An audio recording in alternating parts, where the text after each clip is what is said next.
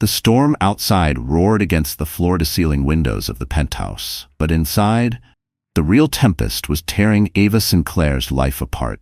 6 months pregnant, barefoot, and still wearing the silk robe she had put on that morning, she stood frozen in the middle of the marble-floored living room as her husband, Ethan Cross, one of the most celebrated young CEOs in the country, adjusted his cufflinks as though he were preparing for a board meeting instead of ending their marriage. "You'll be fine," he said, voice clipped, almost bored. "This is the best decision for both of us. The board thinks the new image will help the company." "The new image?" Ava's voice cracked. "You mean the model you've been seeing behind my back?" Ethan didn't even blink. "Her name is Sienna Vale. She's poised, photogenic, and she understands the life I live. I can't have a wife who hides from the spotlight." Hides from the spotlight. That was his version of the truth. In reality, Ava had avoided the paparazzi and the endless social events because she'd chosen to live quietly, away from the cutthroat elite. She had never told Ethan her real last name, never let him glimpse the truth about her family, her fortune, or the tech empire her mother had founded before Ava was born. To him, she was just the soft-spoken woman who'd been working at an independent design studio when they met, the woman who fell for his confidence and vision. And now he was throwing her away like yesterday's press release. "I'm pregnant, Ethan." Her hand instinctively cupped her belly. "This is your child." His jaw tightened. "My lawyers will arrange a settlement. You'll have enough." Enough. The word landed like a slap. Not love, not commitment, not even respect, just enough. The man who had once promised to protect her now treated her like an inconvenience. He reached for his coat. "The driver will take you to your apartment, the one in Brooklyn. You'll be more comfortable there." "I don't live in Brooklyn," she said, her voice trembling with disbelief. "That's a storage unit you bought to hide me from your friends." He didn't answer. He was already at the door. Introducing the female lead, Ava Sinclair, though Ethan knew her as Ava James, was 29 years old, a talented interior designer with an eye for both elegance and functionality. Or at least, that's the version of her life Ethan had been allowed to see. The real Ava had been born into the Sinclair dynasty, the sole heiress to Sinclair Technologies, a multinational giant that developed AI systems, cybersecurity solutions, and cutting-edge software used by governments and Fortune 500 companies. Her late mother, Elizabeth Sinclair, had been a tech visionary, and her father, Charles, still served as chairman of the board. But after her mother's death, Ava had begged her father for space. The endless networking, the journalists, the deals, it all felt suffocating. She'd moved to the city under an assumed surname, determined to prove she could build a life that had nothing to do with her family name. She never expected that the man she'd fall for would one day humiliate her in the most public way possible. Setting the stage. The Cross penthouse was a sleek testament to Ethan's ambitions. The glass and steel fortress towering above Manhattan, every corner meticulously curated to project wealth and dominance. Tonight, however, the space felt cold, stripped of the illusions Ava had once wrapped herself in. In the corner, a glossy magazine lay open to an article about Ethan's latest merger. On the opposite page was a photo of him and Sienna at a charity gala just 3 nights ago, her glittering gown hugging a body that screamed confidence and youth. The headline gushed about Ethan's magnetic new companion, but Ava hadn't realized how deep the betrayal ran until this very moment. The break, Ethan's phone buzzed.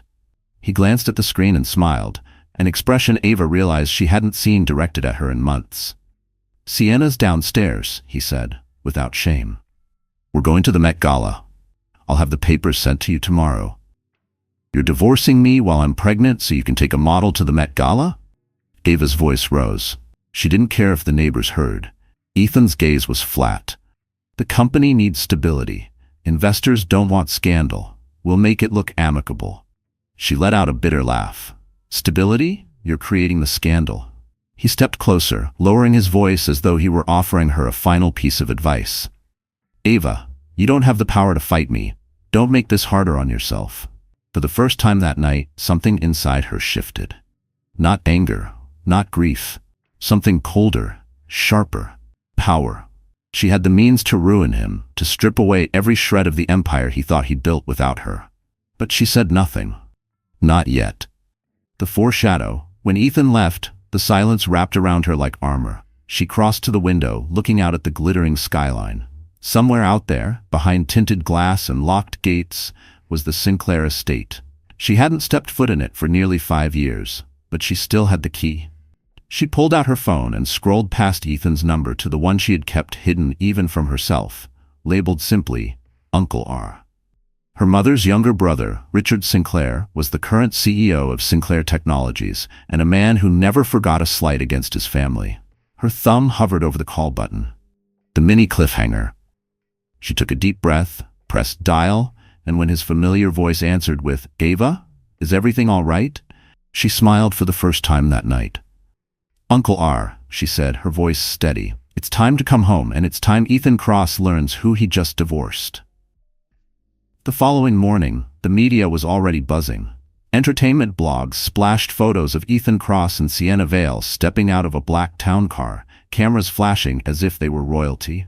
Headlines screamed, "Tech CEO and supermodel make first public appearance, and Ethan Cross's new power couple era begins." Ava sat at the small breakfast table in her rented loft, untouched coffee cooling in front of her. The city outside hummed with its usual chaos, but in her head, there was only stillness. She had spent the night making lists, revisiting memories she'd buried, and replaying Ethan's words like a broken record. "You don't have the power to fight me." The call to Uncle Richard had been brief. He hadn't asked for details. "I'll send the car," he'd said. "Be ready by noon." Packing the life she chose, her life in the loft was a deliberate choice. Bare brick walls, mismatched furniture she'd found at flea markets, shelves lined with books and design sketches. She had built it herself, piece by piece, to be ordinary, to be free from the expectations that came with the Sinclair name. Now that chapter was closing. She moved slowly, folding clothes into a single leather suitcase. It wasn't about the belongings. Most of these could be replaced in a day. It was about the symbolism. She was leaving behind anonymity and stepping back into a world where every move she made could shift markets. At the dresser, her hand hesitated over a framed photo of her and Ethan from their first year together, smiling on a beach in Santorini, his arms wrapped around her. She dropped it face down and left it there. The ride back to the Empire. When the black Bentley arrived, the driver, an older man with sharp eyes, took her suitcase without a word. "Miss Sinclair," he said, opening the door. It had been years since anyone had addressed her by her true name in public. It felt like a piece of herself sliding back into place. The drive to the Sinclair estate was long enough for the city's steel and glass to fade into sprawling green hills. Memories came in flashes. Her mother in the garden, the echo of her father's laughter in the marble halls, her teenage rebellion against endless charity events and investor dinners. By the time they passed the wrought iron gates engraved with the Sinclair crest, Ava's pulse had shifted from dread to resolve. The meeting with Uncle Richard. The main hall was, as she remembered, polished marble, a sweeping staircase, walls lined with oil portraits of ancestors who looked as if they could step out of the frame and critique your posture. Uncle Richard waited at the base of the stairs, impeccably dressed in a charcoal suit. He studied her for a long moment before pulling her into a surprisingly warm hug. "You've lost weight," he said, frowning. "And you're 6 months?" She nodded, hand resting protectively over her belly. "It's Ethan's." His frown deepened, and his voice took on that clipped tone that had terrified CEOs in boardrooms across 3 continents. "Then tell me everything." They moved to the library, a vast room with floor-to-ceiling bookshelves and a fire crackling in the hearth despite the mild spring day. Ava told him the story from the beginning. How she had met Ethan under her assumed name, how she'd kept her identity secret, and how he'd thrown her aside for Sienna Vale. Richard listened without interrupting, his expression unreadable. When she finished, he leaned back in his chair, steepling his fingers. "He thinks you're powerless," Richard said. "That's good. Let him think that a little longer." A strategic pause. Ava had expected him to suggest immediate retaliation. Press releases, legal action, a very public display of wealth and influence. Instead, Richard poured her a glass of water and handed it to her. "We don't start with revenge. We start with control." "Control of what?" she asked. "Control of the narrative," he replied. Right now, the story is about Ethan and his model. We need to make sure you become the story, on our terms. Ava took a slow sip of water. I don't want sympathy. You won't get sympathy, Richard said. You'll get respect. The first step that afternoon, Ava's old phone was replaced with a new one, loaded with encrypted apps and contacts she hadn't spoken to in years. Board members, legal advisors, PR strategists. Her wardrobe was replaced too. Gone were the casual dresses and worn cardigans, replaced by sleek silhouettes in bold, commanding colors. Ava stood before a full-length mirror in a fitted black dress and pearl earrings, hair swept into a low chignon. She didn't look like the woman Ethan had walked out on. She looked like the daughter of Elizabeth Sinclair. Her uncle's assistant entered with a tablet. The media is still covering Ethan and Sienna, but we can shift it. There's a tech summit in 2 days. If you attend publicly, it will set off questions. Ava smiled faintly. Questions are good. Ethan's side of the story. Across the city, Ethan was basking in the attention. Sienna laughed at his jokes during a televised interview, her hand resting lightly on his arm as the host gushed about their chemistry. Behind the scenes, Ethan's team was working overtime to spin the divorce as a mutual decision. But cracks were forming. Investors had begun whispering about his judgment, concerned that personal drama could affect the company's image. Ethan brushed it off. Ava didn't have the connections or resources to challenge him, he was sure of it. Ava's resolve. Back at the estate, Ava walked through the garden where her mother used to spend mornings before meetings. She felt the baby move, a small, insistent reminder of why she couldn't afford to falter. This wasn't just about her pride or revenge. It was about securing a future for her child, one that wasn't tainted by Ethan's arrogance. She stopped by the fountain at the center of the garden, the sound of water mingling with the rustle of leaves. She could almost hear her mother's voice. Strength isn't loud, Ava. It's steady. Her phone buzzed with a message from Richard. Be in the boardroom at 9 a.m. tomorrow. You're going to like this. The mini cliffhanger. The next morning, she stepped into the Sinclair Technologies boardroom for the first time in years. Every head turned as she entered, not just because of her presence, but because of the empty chair at the head of the table. Richard gestured toward it. It's yours now, Ava. Effective immediately. The leather of the chair was cool beneath her fingertips. Ava had sat in many boardrooms before, but never at the head of this table. The Sinclair Technologies boardroom was an empire in itself, a massive oval of polished walnut surrounded by windows that offered a panoramic view of the skyline. On the walls, framed patents and innovation awards told the story of a dynasty that had changed the world. She took her seat. The quiet in the room was thick, every board member watching her, as though they'd just witnessed a seismic shift. Uncle Richard stood at her side. Ladies and gentlemen, he began, his voice a perfect blend of authority and pride, allow me to reintroduce Ava Sinclair, not as my niece, but as your new chairwoman. A ripple of murmurs passed around the table. Some faces lit with recognition, others, particularly those who had joined the board during Ava's self-imposed absence, looked puzzled. She's back to stay, Richard continued, and she has full voting power, effective immediately. A legacy in her hands, Ava folded her hands on the table. Thank you, Uncle Richard, and thank you to the board for trusting me with what my mother built. Her voice was steady, though her heart was pounding. I left because I needed to understand who I was without this name.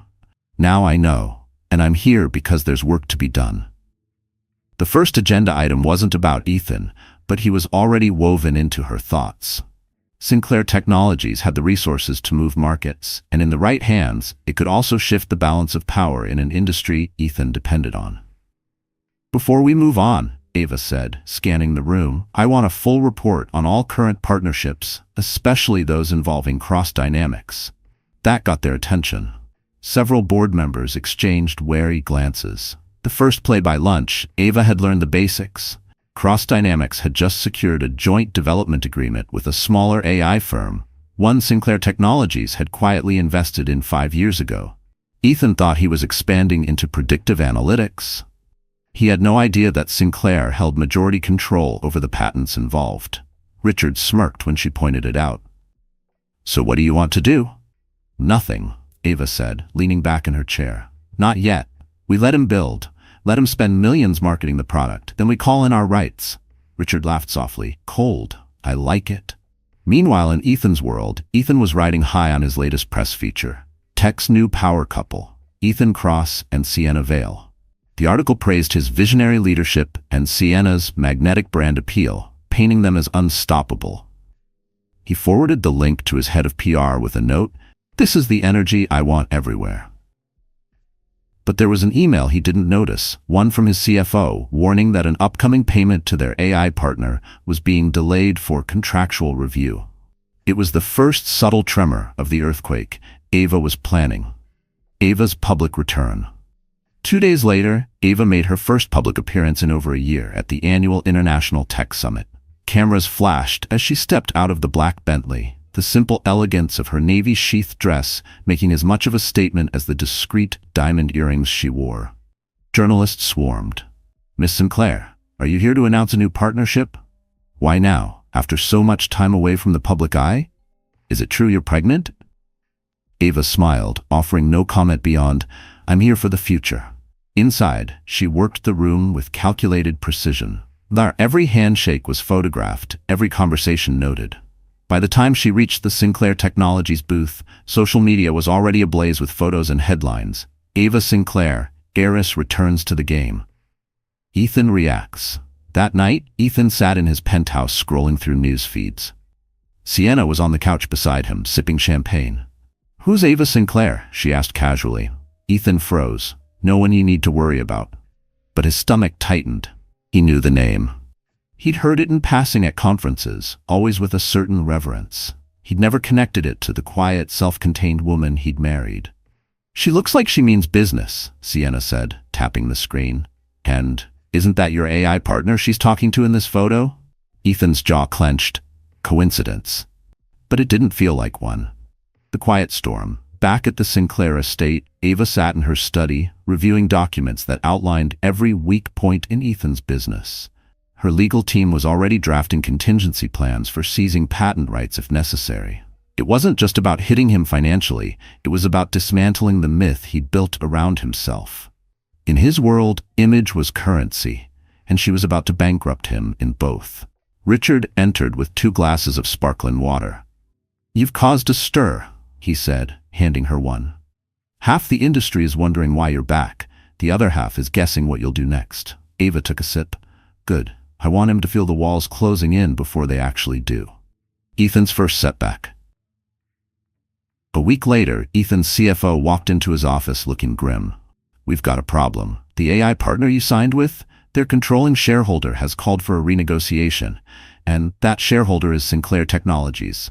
Ethan's blood ran cold. "Sinclair?" "Yes, sir, and from what I hear, Ava Sinclair is calling the shots now." It hit him like a punch.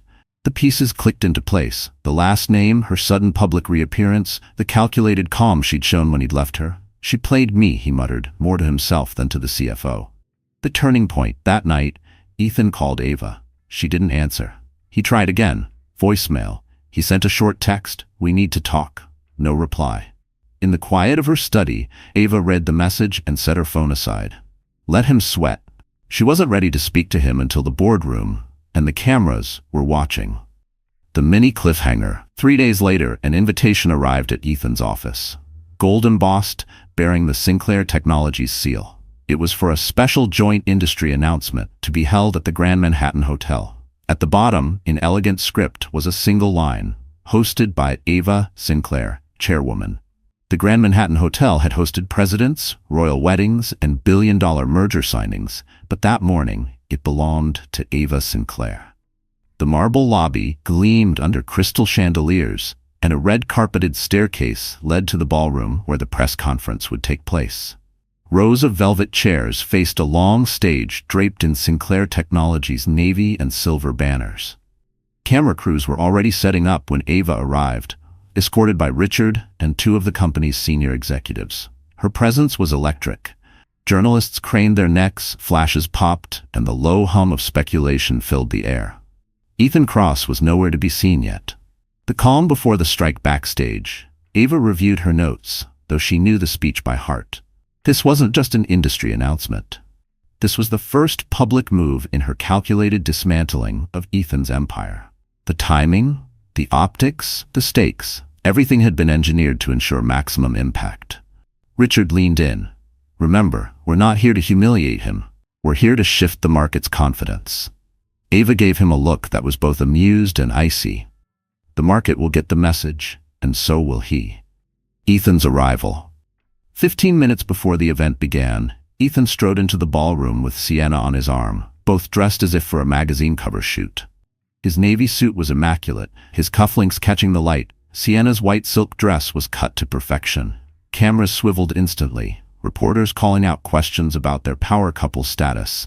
Ethan smiled for the flashbulbs, but when his gaze found Ava across the room, his expression shifted, just for a second, from smug to wary. She didn't look away. The opening act. The MC, a well-known business journalist, stepped to the podium. Ladies and gentlemen, thank you for joining us for this very special joint industry announcement. Today marks a strategic partnership between Sinclair Technologies and... He paused for effect. Cross Dynamics. A buzz rippled through the audience. Ethan had clearly expected to control the narrative, but Ava had forced him onto her stage, under her rules. Ava walked forward, every step deliberate, her heels clicking against the polished wood. She took her place at the podium beside Ethan, their proximity a picture-perfect photo op, for everyone but him. A calculated speech. "Good morning," Ava began, her voice carrying easily over the room. "As many of you know, Sinclair Technologies has a long history of innovation and strategic growth. Today, we're expanding that legacy with a joint venture that will revolutionize predictive analytics." She turned slightly toward Ethan, her smile poised. "Cross Dynamics will be our operational partner, working under the umbrella of Sinclair Technologies' patent portfolio. Together, we aim to bring advanced forecasting tools to markets worldwide." The phrasing was subtle but devastating. Under the umbrella was corporate language for who held the power. Investors in the room understood instantly. Ethan's jaw tightened. The investor's question. From the audience, a hand shot up. It belonged to a prominent venture capitalist known for backing aggressive tech plays. "Miss Sinclair, could you clarify? Will Sinclair Technologies hold controlling interest in this partnership?" "Yes," Ava said smoothly. "Sinclair retains majority ownership of the intellectual property and product rights. Cross Dynamics will manage implementation under our strategic guidance." Gasps and murmurs filled the ballroom. Ethan's face was a mask, but his knuckles whitened against the podium. Sienna's slip, as Ava fielded more questions. Sienna whispered something to Ethan, loud enough for a few nearby reporters to hear. "I thought you said you had full control." The words spread like wildfire among the press, their pens scribbling furiously. Cameras zoomed in on Ethan's reaction, a flicker of irritation he tried to disguise as a smile. Ava caught it and tucked it away for later. The market responds. By the time the conference ended, headlines were already flooding news sites. Sinclair Technologies dominates new partnership. Cross Dynamics ceded control in predictive analytics deal. Stock tickers reflected the shift. Sinclair shares climbed 4% before noon.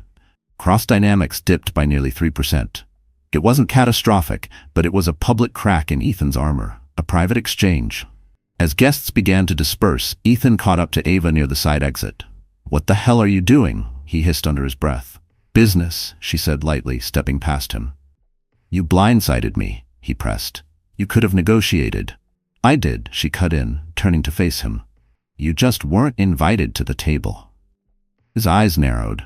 "This isn't over," she smiled faintly. "No, Ethan, it's just beginning." Back at the estate Muftrin. That evening, Ava sat in her study, watching the replay of the conference on a muted screen. She studied Ethan's face frame by frame, the small giveaways in his posture, the moments where the mask slipped. She wanted him on edge, second-guessing every move. Richard entered with a folder. "We've got more leverage. Cross Dynamics has 2 major supply contracts expiring next quarter. Guess who owns the suppliers?" Ava didn't need to guess.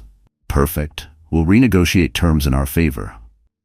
Ethan's growing desperation. At his penthouse, Ethan was on the phone with his legal team. "Find me a way to challenge their majority control. Anything." "Legally, they're airtight," his lawyer replied. "They've had these patents for years. You walked straight into this one."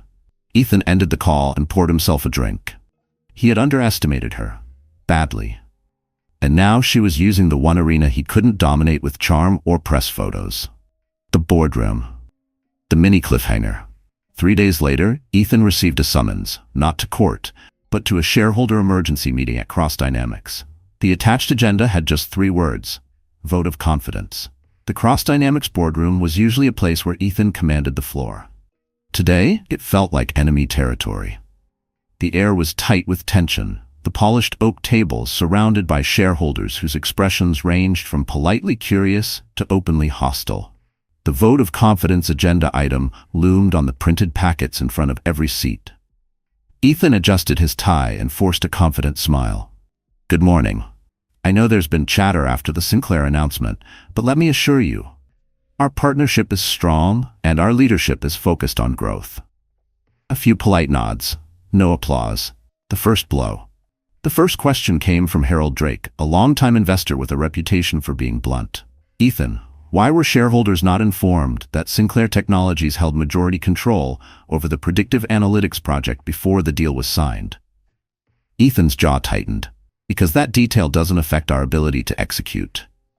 "It affects our leverage," Harold cut in. "It affects our valuation. It affects everything." The murmurs around the table grew louder. Ethan felt the shift. He wasn't controlling the narrative here.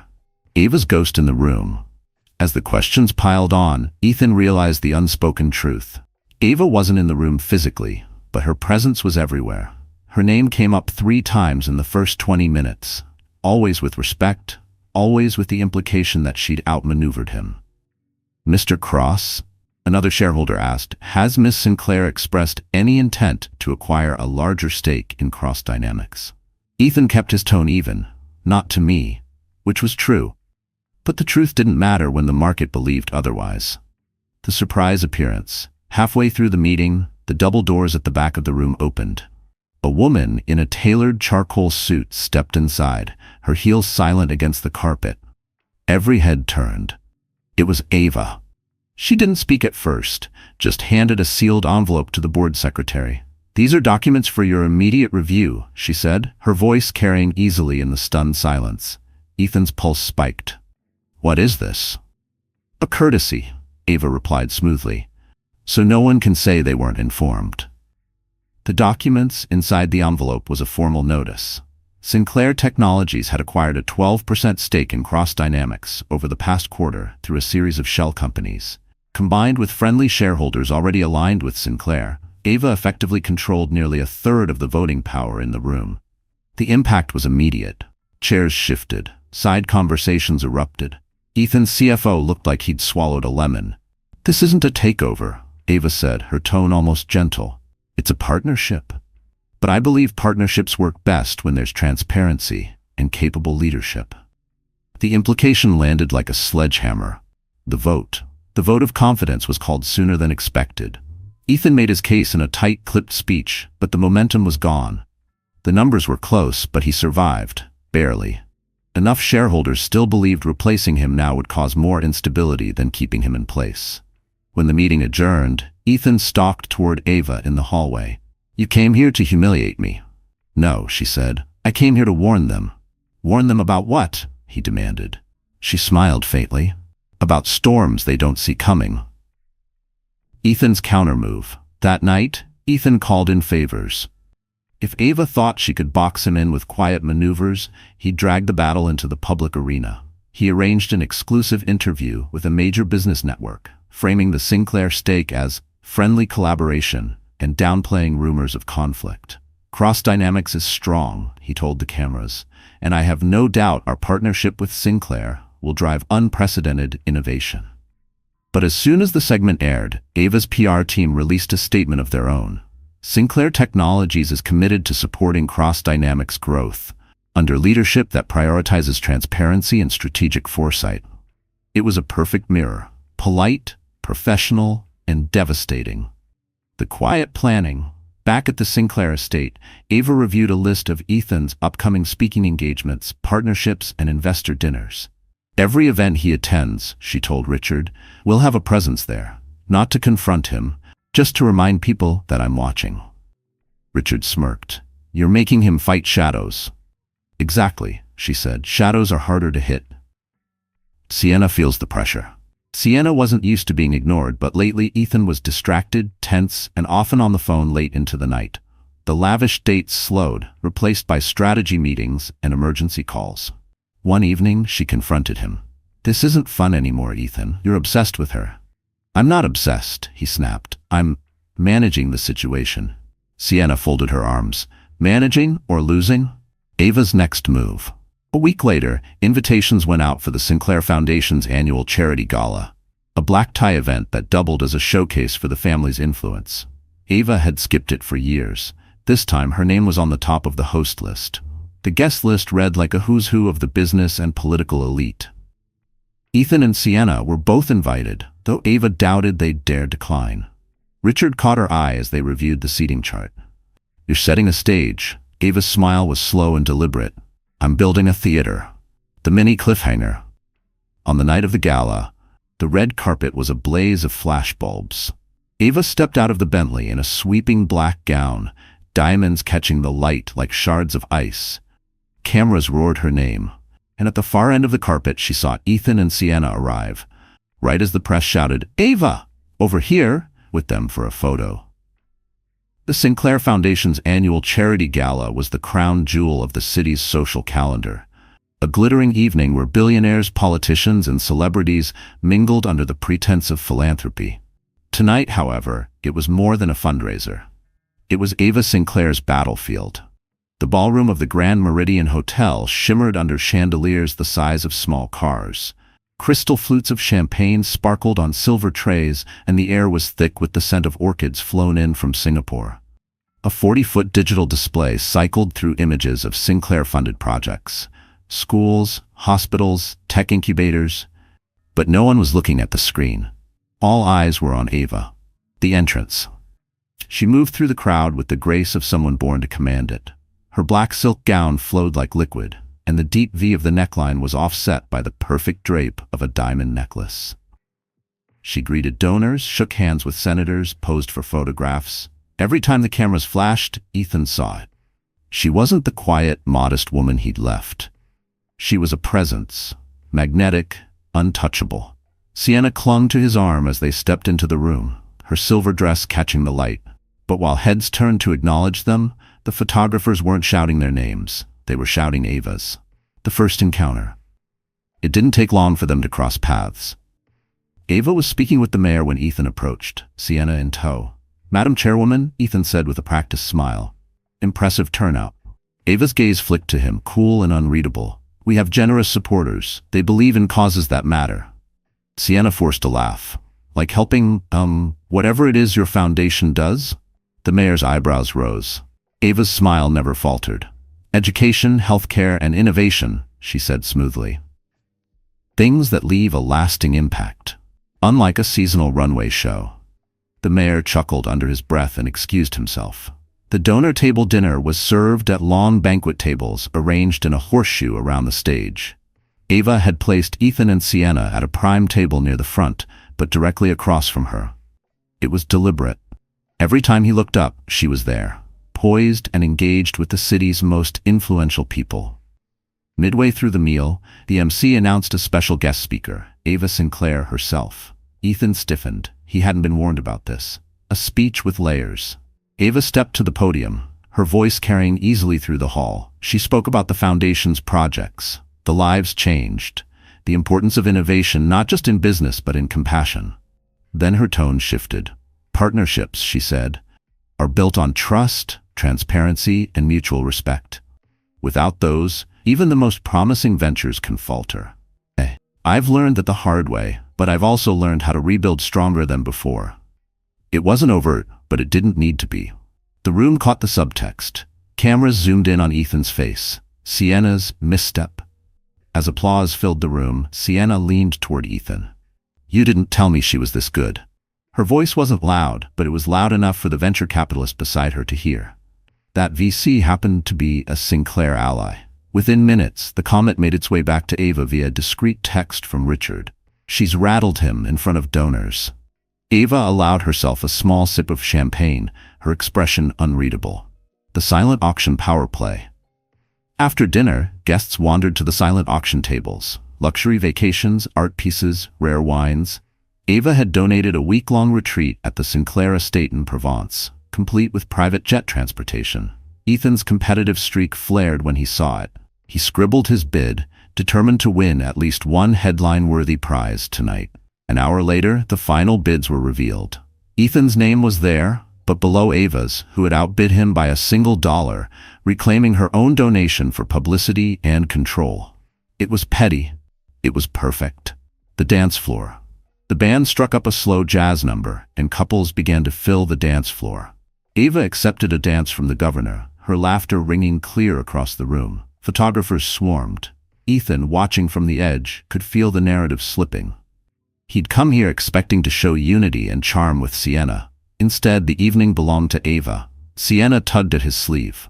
"Dance with me," she whispered, desperation edging her voice. He obliged, but halfway through the song, Ava and the governor danced past them. She caught Ethan's eye, just long enough to make him miss a step. The closing move.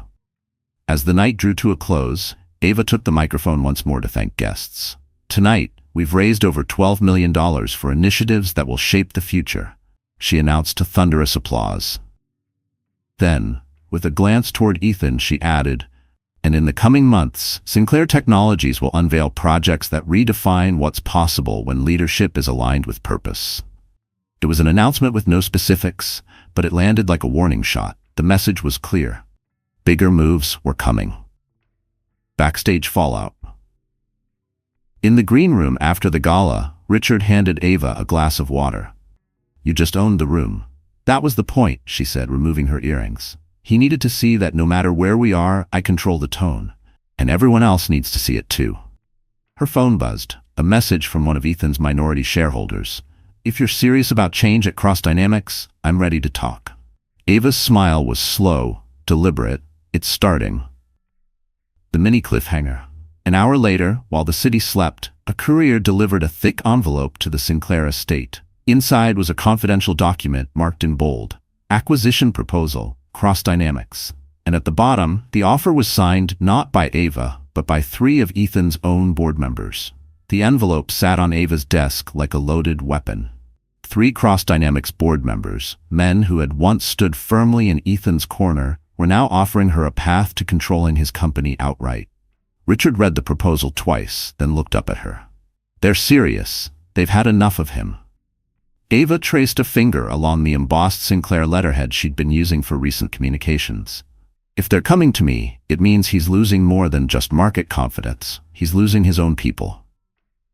Behind enemy lines, across the city, Ethan was in damage control mode. His days were a blur of investor calls, emergency strategy meetings, and frantic texts to board members. Each conversation felt like it ended with the same polite but distant promise. "We'll see how the next quarter goes." Sienna noticed the shift. Their dinners had turned into silent meals. The lavish trips he'd once promised were postponed. Her patience was wearing thin. One evening, she confronted him. "Ethan, you're losing this." He didn't look up from his laptop. "I'm managing it." "Managing what?" she pressed. "Ava's everywhere, on the news, at events, in your contracts. She's making you look like a fool." Ethan's jaw tightened. "Then it's time we change the game." Ava's strategy session. At the Sinclair estate, Ava gathered her inner circle. Richard, her PR head, her chief legal counsel, and a representative from their mergers and acquisitions team. The acquisition proposal was projected onto the wall. "The offer is solid," the M&A rep explained. "If we match it with Sinclair's capital, we'd have controlling interest in Cross Dynamics within weeks." Ava's expression was calm, but her mind was sharp with calculation. "I'm not interested in just taking his company. I want him to choose to give it up." Richard raised an eyebrow. "And how exactly do you plan to make him do that?" She leaned back in her chair. "By making every day he stays in charge more painful than leaving." The pressure builds. The next week, Sinclair Technologies announced a new research initiative in predictive AI, one that directly competed with Ethan's prized project. The press release framed it as building on existing patents, a subtle reminder that Sinclair owned the technology's foundation. Investors noticed. Analysts began questioning Cross-Dynamics' long-term viability on financial news segments. Stock prices wavered. Ethan's CFO came into his office with a grim update. "We lost 2 major institutional investors today. They're shifting to Sinclair." Ethan slammed his pen on the desk. "Who?" The CFO hesitated. "One of them was a board ally until last week." Sienna's growing frustration. Sienna began to feel like collateral damage in a war she hadn't signed up for. She'd gone from being the glamorous new chapter in Ethan's life to a background accessory in his increasingly frantic schedule. At a dinner with friends, she overheard someone whisper, "She traded the wrong stock." Laughter followed. That night, she asked Ethan point blank, "If she takes your company, what happens to us?" He stared at her for a moment before answering, "She won't take it." But his voice lacked conviction. An unlikely call. Late one evening, Ava's phone buzzed with an unknown number. She answered, and to her surprise, it was Sienna. "I'm not calling to be your friend," Sienna said without preamble. "But I think you should know, Ethan's planning something. He's meeting with a private equity group next week. He's going to try to raise capital to block you." Ava kept her voice neutral. "And why are you telling me this?" "Because if he loses, I don't want to be standing next to him when it happens," Sienna replied. "And because you're going to win anyway." The countermove. The next day, Ava's legal counsel secured meetings with 2 of the largest private equity firms in the country, both with histories of working with Sinclair Technologies. By the end of the week, those firms had publicly declared the support for Sinclair's vision for industry innovation, effectively cutting off Ethan's lifeline before he could grab it. Richard grinned as the news broke. "You didn't just close a door, you bricked it shut." Ava allowed herself a small smile. "Now we wait for him to realize he's running out of exits." Ethan's breaking point. When Ethan heard the news, he went quiet. Too quiet. His COO watched him closely during their next meeting. "Ethan, we need to start contingency planning. If Sinclair pushes for a hostile takeover." "There won't be a takeover," Ethan interrupted, "because I'm not giving her the satisfaction." But that night, alone in his penthouse, he stared out at the city lights and felt the walls closing in. Every option was narrowing. Every call with the board was colder than the last. The dinner invitation. 2 days later, Ethan received an envelope delivered by hand. Inside was a simple, handwritten note. "Dinner. Neutral ground, just us. Ava." The location was a private dining room at the top of the St. Regis. No media, no board members, just them. Ethan stared at the note for a long time before tucking it into his jacket pocket. The mini cliffhanger. That evening, he arrived at the St. Regis to find Ava already seated at a candlelit table by the window, the skyline sprawling behind her. She looked calm, almost serene, as she set down her wine glass. "Ethan," she said, her voice smooth as silk, "let's talk about the price of your piece." The St. Regis dining room was nearly empty, its floor-to-ceiling windows framing the city like a living painting. Soft jazz drifted from hidden speakers, the low light glinting off polished silverware. Ava sat poised, hands resting lightly on the table, a vision of calm control. Ethan approached, his jaw tight but his expression neutral. He took the seat across from her without shaking her hand. "You picked a nice spot," he said flatly. "I wanted privacy," Ava replied. "And clarity." A waiter appeared with a bottle of wine, but neither of them touched it. This was not a dinner for indulgence, it was a negotiation. Opening moves, Ethan leaned forward. "If you're here to gloat, save it. I'm still in control of Cross-Dynamics." "For now," Ava said evenly, "but every day, you lose more ground. Your board is fractured, your investors are looking elsewhere, and you know I have the resources to wait you out." He gave a humorless laugh. "You always did like the long game." "I learned from the best," she said, her tone soft but edged with steel. The offer. Ava slid a folder across the table. Inside was a document labeled Proposed Transition Agreement. "I'm offering you a way out," she said. "You resign as CEO, publicly. In exchange, Sinclair Technologies acquires Cross-Dynamics at a premium that protects your reputation and your remaining shares. You walk away with enough to start over, quietly." Ethan's eyes scanned the pages. "This is generous," he said finally. "Too generous, which means you want something more." "What I want," Ava said, "is to end this on my terms, not drag it through court and the press." Pride and fear, Ethan closed the folder and set it aside. "You think you can buy my dignity?" I think, Ava said slowly, you've already sold it.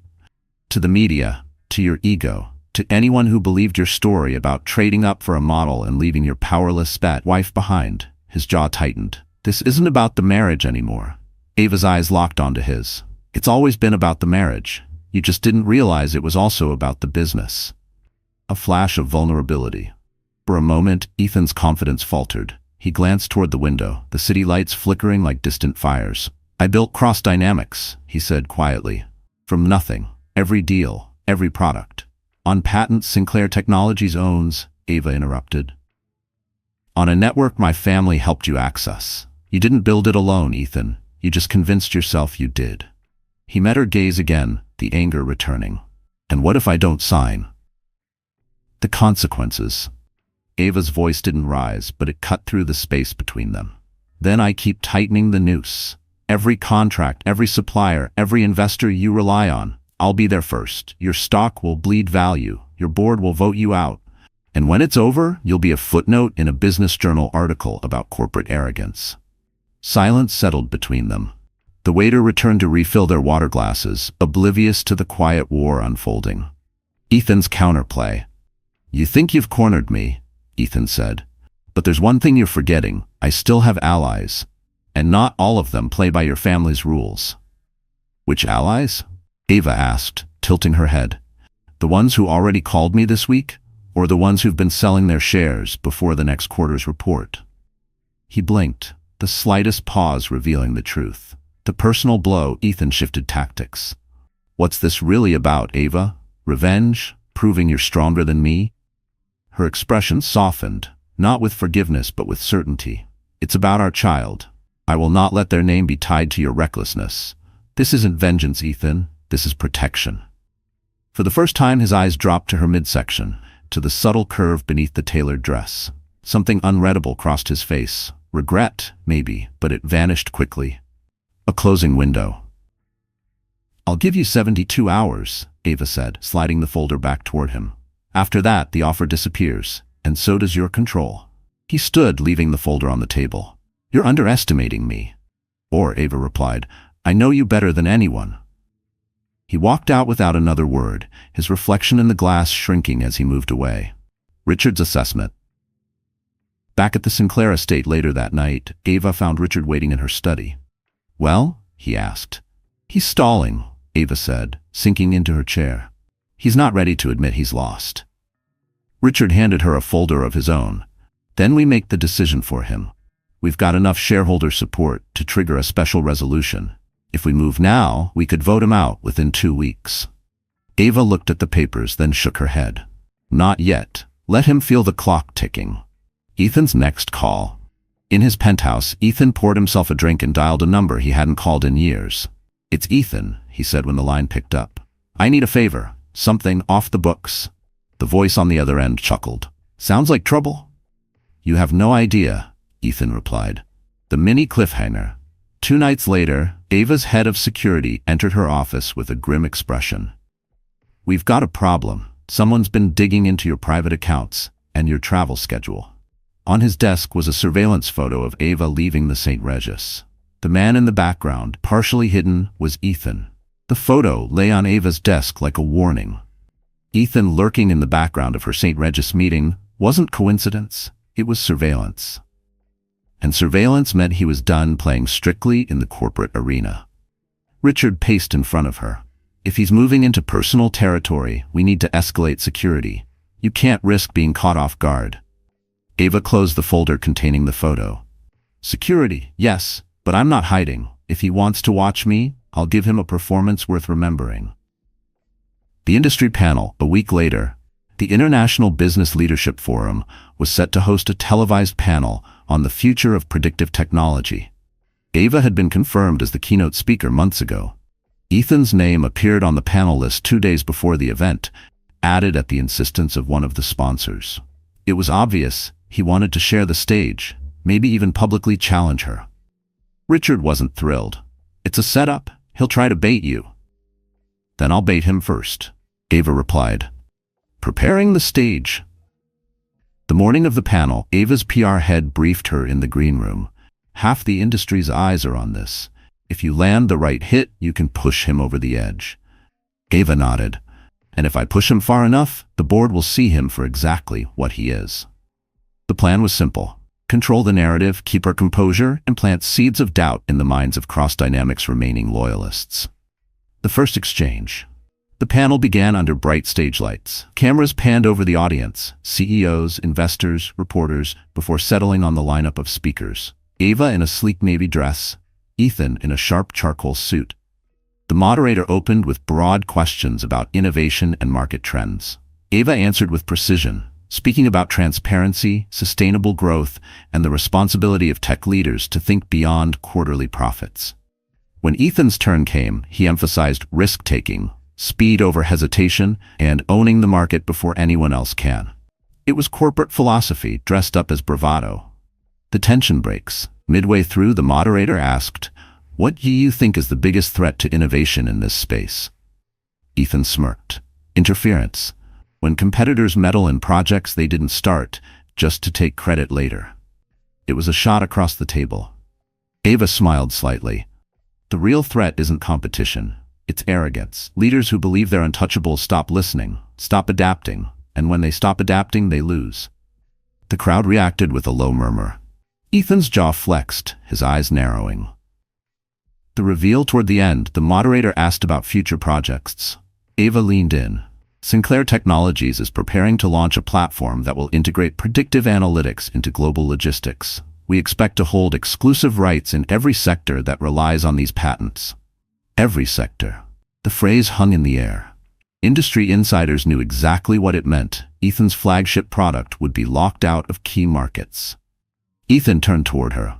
And if those rights were challenged in court? Ava didn't miss a beat. We'd win. We've been winning for months. Ethan slips. The moderator tried to pivot, but Ethan's voice cut through. And what happens when the person making those decisions has personal vendettas driving them? It was reckless, too personal for a public forum. The audience shifted uncomfortably. Cameras zoomed in on Ava, waiting for her reaction. She met his gaze, calm and unflinching. Personal history doesn't change facts. And the fact is, leadership is about stability, which is why shareholders should think carefully about who they trust with the future of their company. The blow was clean and devastating. After the panel. In the green room afterward, reporters crowded Ava with questions. She answered selectively, keeping the focus on her projects. Ethan was across the room, speaking in hushed tones to his COO. His face was tight, controlled, but his hands gave him away, flexing and clenching like he was barely containing himself. Richard slipped beside Ava. "We've got calls from 2 more Cross Dynamics board members. They're ready to talk." "Good," Ava said. "Set the meetings." Ethan's fracture. That night, Ethan confronted his COO. "You told me this panel was my chance to show strength. Instead, she made me look like I was unraveling." His COO didn't deny it. "Because you are. You're fighting on her terms, and the board's starting to ask if you can handle the pressure." Ethan grabbed his coat. "Then I'll show them pressure." The next morning, at 8 a.m., Ava's PR team was alerted to a press release from Cross Dynamics. Ethan Cross announces aggressive expansion plan to outpace Sinclair Technologies. It was bold, borderline reckless, especially without the capital to back it. Ava's chief legal counsel looked up from the release. "If he pushes this through, he'll burn through his cash reserves in 6 months." Ava's smile was cold. "Then we just need to make sure the burn happens faster." The mini cliffhanger. That afternoon, Ava received an anonymous envelope. Inside was a single page torn from a legal pad. In bold handwriting it read, "You're not the only one who knows how to play dirty. See you at the gala." The city's winter charity gala was the kind of event that made front-page headlines and filled glossy magazine spreads. Under the vaulted ceiling of the Glass House Pavilion, glittering snowflake chandeliers hung above a sea of sequined gowns and tuxedos. The air was crisp, with the scent of pine garlands and expensive perfume. Ava stepped out of her car into a blizzard of camera flashes. She wore a white satin gown with a cape that trailed behind her like fresh snow. Diamonds glimmered at her throat and wrists, and a single pearl pin, her mother's, anchored her sleek chignon. Tonight wasn't just about charity. It was about closure. The atmosphere shifts inside. Music swelled from a live orchestra. Guests sipped champagne, exchanging pleasantries under towering floral arrangements. But there was an undercurrent in the room. People knew something was brewing between Ava Sinclair and Ethan Cross. Ethan arrived 20 minutes later with Sienna on his arm. He was dressed in midnight blue, polished and smiling for the cameras. But the moment he saw Ava across the room, his smile faltered just enough for the photographers to catch it. The first move. Richard appeared at Ava's side. "Our allies are here. 3 more board members confirmed they'll vote with us if it comes to it." Ava glanced toward Ethan, who was shaking hands with a venture capitalist she'd already secured on her side. "Then tonight, we give them the reason to move now." The evening's schedule called for speeches, a live auction, and a closing toast. Ava knew exactly where she would make her move. The auction midway through the night, the auctioneer presented a final lot, an exclusive partnership opportunity with Sinclair Technologies to develop a charitable tech initiative. The bidding started high, and then Ethan raised his hand. The crowd murmured. It was unusual for one company to bid on another's philanthropic project, but Ethan clearly wanted a headline. Ava let him push the number higher and higher, her expression unreadable.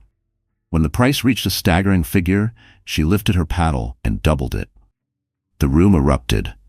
Cameras flashed, Ethan's jaw tightened. The toast near midnight, the MC invited Ava to give the closing toast. She stepped to the microphone, her voice carrying with effortless authority. "Tonight, we've raised over $14 million for causes that matter deeply to this city. But more than that, we've seen what can happen when leaders commit to vision, integrity, and collaboration." She paused, letting her gaze sweep the room before settling briefly, pointedly, on Ethan. "The future belongs to those who put purpose above ego, and that is how I will continue to lead in every arena." The applause was immediate, the message unmistakable, Ethan's breaking point. As the crowd mingled, Ethan approached her. "You really think this little performance will push me out?"